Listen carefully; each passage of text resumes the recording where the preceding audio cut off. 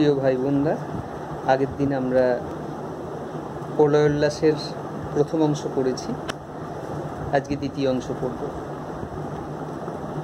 দেখো, আমরা দেখলাম সপ্তমহা সিন্ধু দোলে কপল তলে, অর্থাৎ বিদ্রোহী ছেলে মেয়েদের প্রাণ দেওয়া এবং তাদের রক্ত দেওয়া এ আমাদের দেশবাসী সকলের কপলে অর্থাৎ গালে জল ঝরিয়ে নিয়েছে।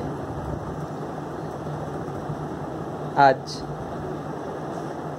বিশ্বমায়ের আসন থেকে শুরু করব। বিশ্বমায়ের আসন তারি বিপুল বাহুর পর। উপনিষদে একটা কথা আছে, বীর ভোগ্যা বসুন্ধরা, অর্থাৎ বসুন্ধরা কাদেরকে ভোগ করে? বীরদেরকে। যারা বীর তাদেরকে বসুন্ধরা ভোগ করে। এ প্রসঙ্গে রবি ঠাকুরের একটি কবিতার নাম সোনার তরী। সেখানে আমরা দেখছি যে এক কৃষক ধান কেটে যাচ্ছে, ঈশ্বরের নৌকা এসে তার সমস্ত ধান নিয়ে চলে যাচ্ছে, কিন্তু কৃষক যখন বলছে আমাকে নাও তোমার নৌকায়, আমি এই একা নদীর ধারে কি করব, তখন বলছে তোমাকে নিচ্ছি না, তোমাকে নেওয়ার আমার জায়গা নাই, ছোট এ তরি তোমারই সোনার ধানে গিয়েছে ভরি, আমাকে নিতে হবে, আমাকে তোমার ফসল নিয়ে যাব, আমি তোমার সৃষ্টি নিয়ে যাব, ব্যক্তি তুমি জায়গা পাবে না। তাহলে ঈশ্বর কি নেয়? সময় আমাদের কাছে কি উপহার নেয়? আমাদের সৃষ্টি, মহাসৃষ্টি নিয়ে নেয়। তাই বিশ্ব মায়ের আসন, বিশ্ব মা বলতে আমাদের দেশ মা। এই দেশ মায়ের আসন কার বিপুল বাহুর ওপর ভর করে আছে? যার বাহুটা সত্যি করেই শক্তিশালী বা বিপুল। সে বাহু কার? সে বাহু বীর পুত্র বিনয় বাদল, দীনেশ মাস্টারদা, সূর্য সেন, এদের মতো বীর পুত্রের হাতে, এদের শক্তিশালী কাঁধে বিশ্ব মা তার আসন পেতেছেন। দেশ মা। হাঁকে ওই জয় প্রলয়ঙ্কর, তোরা সব জয়ধ্বনি কর, তোরা সব জয়ধ্বনি কর। প্রলয়ের যে ভয়াবহতা, সেই ভয়াবহতার জয় দিয়েছেন কাজী নজরুল ইসলাম। মা ভই জগৎ জুড়ে প্রলয় এবার ঘনিয়াছে। মা ভই মানে ভয় করো না, নির্ভয়। ওই নির্ভয় আওয়াজে, ভয়হীন আওয়াজে জগৎ জুড়ে এবার প্রলয় ঘনিয়ে আসে। জরায় মরা মুমূর্ষুদের প্রাণ লুকানো এই বিনাশে। যারা জরাগ্রস্ত, যারা মরে গেছে, যারা মুমূর্ষু, মৃতপ্রায়, তাদের বিনাশের মধ্যে দিয়ে নতুন একটা দিন আসছে, নতুন একটা উষা আসছে। রবি ঠাকুরও বলেছিলেন, আদমরাদের ঘা মেরে ভাই বাঁচা, আদমরাদের ঘা মেরে তুই বাঁচা। তো যারা আদমরা, যারা মুমূর্ষু, যারা জড়ায় মরায় একদম ভেঙে চুরে গেছে, তাদেরকে সম্পূর্ণরূপে নির্মূল করে নতুন প্রাণের, নতুন সকালের শুভ উদ্বোধন হবে প্রলয় উল্লাসের মধ্যে দিয়ে। আর সেটা কার কাঁধে, কার হাত ধরে আসবে? ওই বিপ্লবী তরুণদের হাত ধরে। এবার মহানিশার শেষে আসবে উষা অরুণ হেসে করুণ বেশে। এবার মহানিশার শেষে উষা আসবে অরুণ হেসে করুণ বেশে। মহানিশা কি? পরাধীনতার রাত। এই পরাধীনতার রাত শেষ হয়ে নতুন সূর্য উঠবে, স্বাধীনতার সূর্য উঠবে। এই স্বাধীনতার সূর্য উষা অরুণ হেসে আসবে, অর্থাৎ সকালে সূর্য যেমন লাল টুকটুকে হাসি নিয়ে আমাদেরকে আদর করে, তেমনি স্বাধীনতার নতুন সূর্য আসবে। করুণ বেশে কেন বলেছেন? কারণ দেশমাকে রিক্ত নিঃস্ব করেছে, দেশমার ওপর অত্যাচার করেছে ব্রিটিশ শক্তি। এরপর যে স্বাধীন ভারতবর্ষ আমরা পাবো, সে ভারতবর্ষর করুণ, কারণ অনেক বিপ্লবী তরতাজা প্রাণ বলি দিয়ে তার বিনিময়ে আমরা পাবো স্বাধীন ভারতবর্ষ। তাই করুণ বেশি। এই জন্য আমাদের স্বদেশী আন্দোলনের গান মায়ের দেওয়া মোটা কাপড় মাথায় তুলে নে রে ভাই, দিন দুঃখিনী মা যে তোদের, এর বেশি আর সাধ্য নাই। দিন দুঃখিনী হয়ে গেছে আমাদের মা, আমাদের মাকে সবাই লুটে পুটে শেষ করে নিয়েছে। আমাদের মা রিক্ত নিঃস্ব। সেই স্বাধীন ভারতবর্ষ দিগম্বরের জটায় হাসে শিশু চাঁদের কর। দিগম্বর মানে যার কোনো পোশাক নাই, দি কি যার অম্বর, কোনো পোশাক নাই, মহাদেব। এই মহাদেবের জটায় যেমন এক ফালি চাঁদ আলো দেয়, পূর্ণিমার মতো পূর্ণ চন্দ্র নয়, ঠিক তেমনি স্বাধীনতার যে স্বাধীনতা আমরা পাবো, সেই স্বাধীনতায় শিশু চাঁদের কর দিগম্বরের জটায় যেমন হাসে, ঠিক তেমনি একটি শিশু দেশ নতুন করে হাসবে। হতে পারে সে শিশু, অর্থাৎ স্বাধীন ভারতের পর যে দেশ আমরা পাবো সে দেশ শিশু, সদ্য জন্ম নেওয়া স্বাধীন দেশ, সে দেশ শিশু, কিন্তু তার হাসিটি বড় নির্মল, ওই চাঁদের মতো, ওই দিগম্বরের চাঁদের মতো। তার শক্তিও অদ্ভুত, ওই দিগম্বরের চাঁদের মতো। আলো তার ভরবে এবার ঘর, সে আলোয় কোনো কালিমা নাই, সে আলো অন্ধকার দূর করে আলোয় আলোয় ভরিয়ে দেবে ঘর। তোরা সব জয়ধ্বনি কর, তোরা সব জয়ধ্বনি কর। ওই সে মহাকাল সারথি রক্ত তড়িৎ চাবুখানে, রনিয়ে ওঠে হেসার কাঁদন বজ্রগানে ঝড় তুফানে। মহাকাল সারথি হয়েছে। কার সারথি? রথের সারথি। এই যেন একটা যুদ্ধ, কালবৈশাখীও যেমন একটা যুদ্ধ, ব্রিটিশ শক্তির বিরুদ্ধে বিপ্লবী ছেলে মেয়েদের লড়াই করাটাও একটা যুদ্ধ। সেই যুদ্ধে মহাকাল অর্থাৎ সময় সারথি হয়েছে। রক্ত তড়িৎ চাবুখানে অর্থাৎ ওই যে বিজলি, কালবৈশাখীতে যেমন বিজলি বিদ্যুৎ, রক্ত তড়িৎ চাবুখানে। রনিয়ে ওঠে হেসার কাঁদন বজ্রগানে ঝড় তুফানে। রনিয়ে ওঠে হেসার কাঁদন, রণে যেমন হেসা ডেকে ওঠে, চিৎকার করে ওঠে, ঘোড়া চিৎকার করে ওঠে, দুরন্ত ছুটন্ত ঘোড়া, ঠিক তেমনি ঝড়ের ওই ছুটন্ত আওয়াজ যেন হেসার কাঁদন হয়ে বজ্র গানে আর ঝড় তুফানে গোটা পৃথিবীকে তোলপাড় করে দেয়, অস্থির করে দেয়। বিপ্লবী ছেলেগুলো ঠিক তেমনি, কখনো বন্দে মাতরম ধ্বনিতে, কখনো স্বদেশী আন্দোলনের গানে, কখনো নজরুলের কবিতায় বিপ্লবী ছেলেগুলো সেদিন হেসার কাঁদন তুলেছিল ঝড় তুফানের মতো। মহাকালের মতো তড়িৎ চাবুক এনেছিল ব্রিটিশ শক্তির শোষণ নীতির বিরুদ্ধে, দমন নীতির বিরুদ্ধে। খুঁড়ের দাপট তারায় লেগে উল্কা ছুটায় নীল খিলানে। যেমনভাবে উল্কা পড়ে তারা খসে, মহাজাগতিক ব্যাপার যদিও, তবু মনে হয়েছে কবির যে দ্রুতগতি ঘোড়া, যুদ্ধের ঘোড়া, তার খুঁড়ে আকাশের নক্ষত্র যেমন পতন হয়, তেমনি দুর্বার বিপ্লবীদের আগমনে ব্রিটিশ শক্তির পতন হবে। ওই যেমন করে তারা খসে যায়, দূর আকাশের তারা, ঠিক তেমনি করে ব্রিটিশ শক্তি, এত শক্তিশালী শক্তিও একদিন তারার মতো খসে যাবে এই বিপ্লবী ছেলেদের বিদ্রোহের গতিতে গগনতলে নীল খিলানে। অন্ধকারার বন্ধকূপে দেবতা বাঁধা যজ্ঞযূপে পাষাণ স্তূপে। অন্ধকারার বন্ধকূপে বন্দি করা হয় বিপ্লবী ছেলেদেরকে। তোমরা জানো তার জন্য আন্দামান সেলুলার জেল। ক্লাস 11-এ উঠে এরকম আরেকটা কবিতা তোমাদের নজরুলের পড়তে হবে। অন্ধকারার বন্ধকূপে দেবতা বাঁধা যজ্ঞযূপে পাষাণ স্তূপে। অন্ধকারার বন্ধকূপে যেভাবে বিপ্লবী ছেলেদেরকে বেঁধে রাখা হয়, বিপ্লবী ছেলেদেরকে ব্রিটিশ শক্তি দমন করে রেখেছে, শোষণ করছে, তারাই আজকে দেবতা ভারতবর্ষের। পরাধীন ভারতের দেবতা তো তারাই। তাই দেবতা বাঁধা যজ্ঞযূপে, যূপ বলতে যে যূপ কাঠে পশু বলি হয়, সেই যজ্ঞযূপে আজকে যজ্ঞযূপ কোনটা? কারা। সেই কারাগারের যজ্ঞযূপে আজকে বাঁধা আছে ভারতের দেবতা, অর্থাৎ বিপ্লবী ছেলেরা, যাদেরকে বেঁধে রেখেছে কোথায়? শিকল দিয়ে বেঁধে রেখেছে। যার জন্য নজরুল একদিন লিখেছিলেন শিকল ভাঙার গান। কারা রইল লৌহ কপাট, ভেঙে ফেলকর রেলোপাট, রক্ত জমাট শিকল পূজার পাষাণ বেদি। তো সেই শিকল ভাঙার গান আজ আমরা দেখতে পাচ্ছি যে অন্ধকার আর বন্ধকূপে দেবতা বাঁধা যজ্ঞজূপে পাষাণ স্তূপে দেবতাদের বেঁধে রেখেছে ব্রিটিশ শক্তি, কিন্তু সেই দেবতা বাঁধা থাকবে না। সে দেবতার বিজয় রথ আমাদের দরজার কাছে, আমাদের স্বাধীনতার সূর্যের কাছে।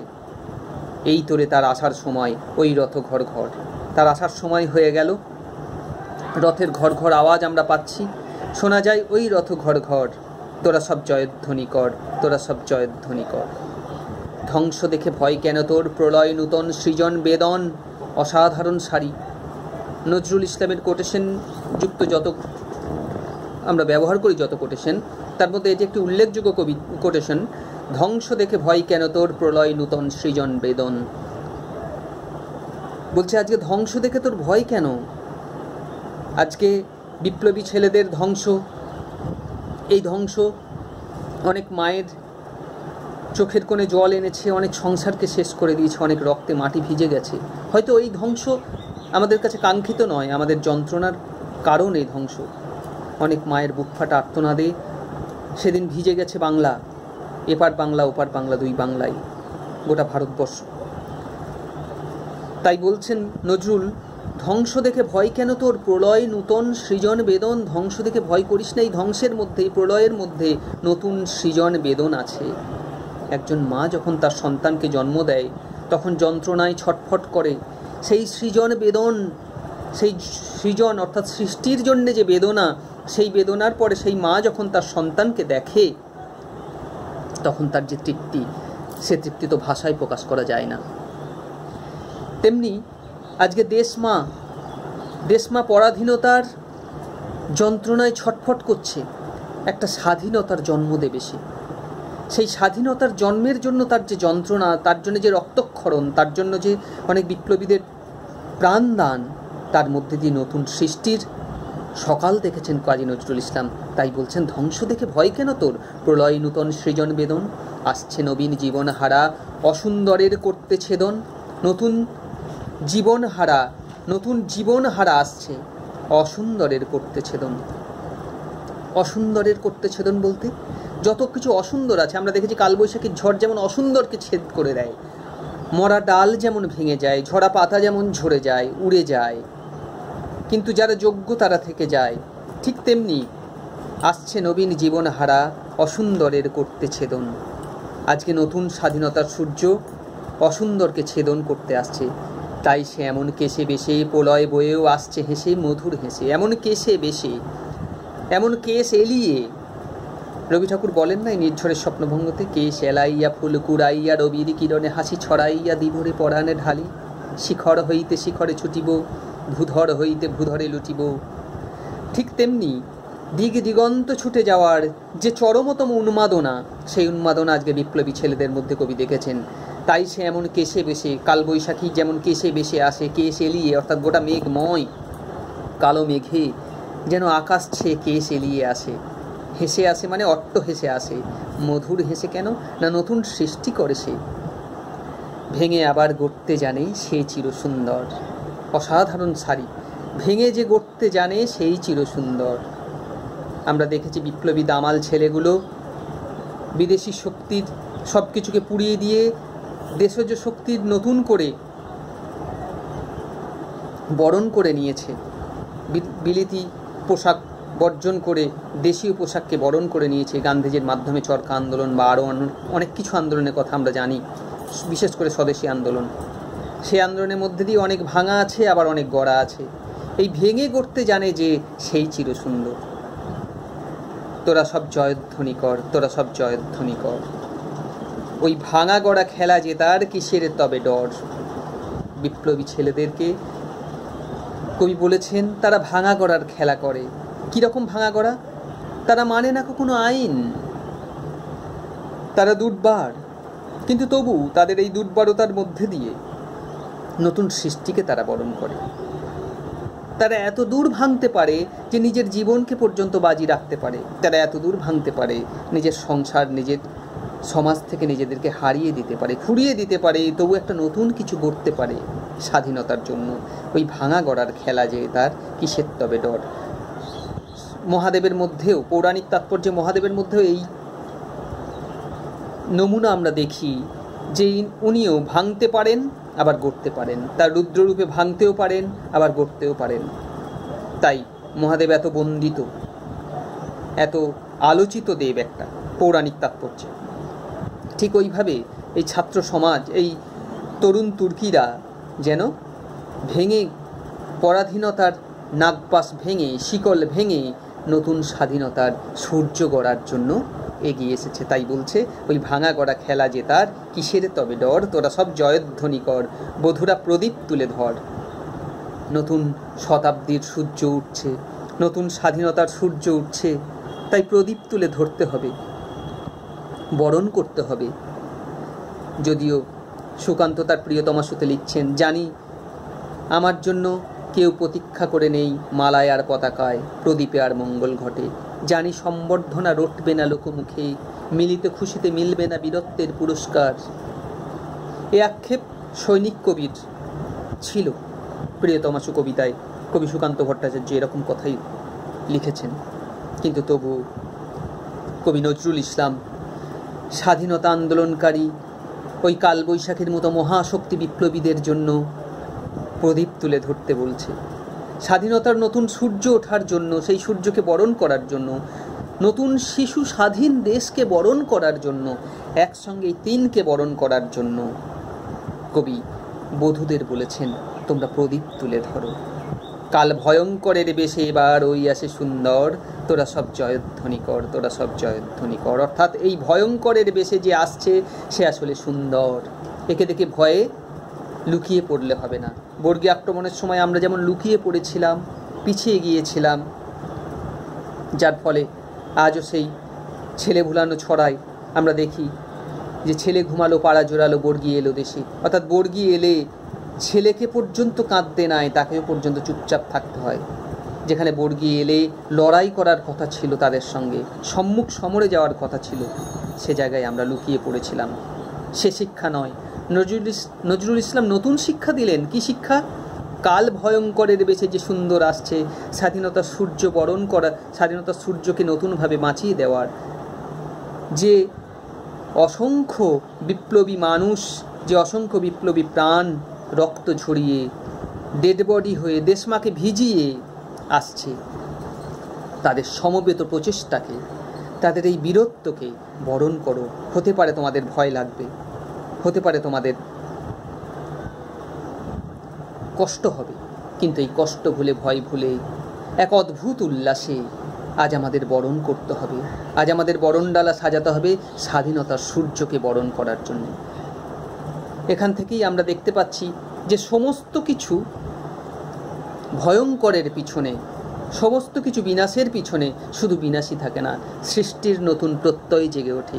এ কবিতার মধ্যে দিয়ে সামনে বিনাশ, সামনে ভয়ঙ্কর কালবৈশাখীর রূপকে কবি দেখিয়েছেন এক ভয়ঙ্কর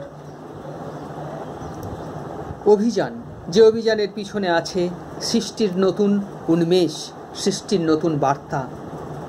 শুনি টঙ্কার তাহার পিনাকে চমকিয়া উঠি, তবু জয় জয় তার সেই শুভ কীর্তির। মহিতলাল মজুমদারের কালবৈশাখীতেও এই কথাই আছে। তো কালবৈশাখী আমাদের শেখালো, প্রলয়োল্লাস আমাদের শেখালো, পৃথিবীতে যে কোনো কিছু বিবর্তন, পৃথিবীতে যে কোনো কিছু সৃষ্টি, মহাসৃষ্টির পিছনে আছে অনেক ধ্বংস, অনেক প্রাণ বলি, অনেক আত্মাহুতি। তাই নজরুল একদিন লিখেছেন, রক্ত ঝরাতে পারি না তো একা, তাই লিখে যায় এ রক্ত লেখা। কারণ তিনি জানতেন ক্ষুধাতুর শিশু চাই না স্বরাজ, চাই দুটো ভাত, একটু নুন। বেলা বয়ে যায়, কচি পেটে তার জলে আগুন। যারা স্বরাজের নামে মিথ্যা ছেলে খেলা করে, যারা সাধারণ মানুষকে পেষণ করে, ইংরেজদের সাথে বন্ধুত্ব করে বিপ্লবী ছেলেদের ধরিয়ে দেয়, তাদের জন্য নজরুল বরাবর ধিক্কার দিয়ে গেছেন। আর যে বিপ্লবী ছেলেরা নিজের প্রাণ বাজি রেখে আমাদের দেশের জন্য, দেশ মায়ের জন্য এগিয়ে এসেছে, সেই বিপ্লবীদের চিরকাল প্রণাম করে গেছেন কাজী নজরুল, তার কলম দিয়ে, তার হৃদয় দিয়ে। প্রলয়োল্লাস সেই বিপ্লবী তরতাজা তরুণদের প্রতি কবির আন্তরিক শ্রদ্ধাঞ্জলি। আমাদের পরের ক্লাসে আমরা আলোচনা করব প্রলয় উল্লাস থেকে আমাদের পরীক্ষার জন্য কিভাবে প্রিপারেশন নিতে হবে। আজ এই পর্যন্তই থাক। ঘরে থাকো, সুস্থ থাকো, ভালো থাকো।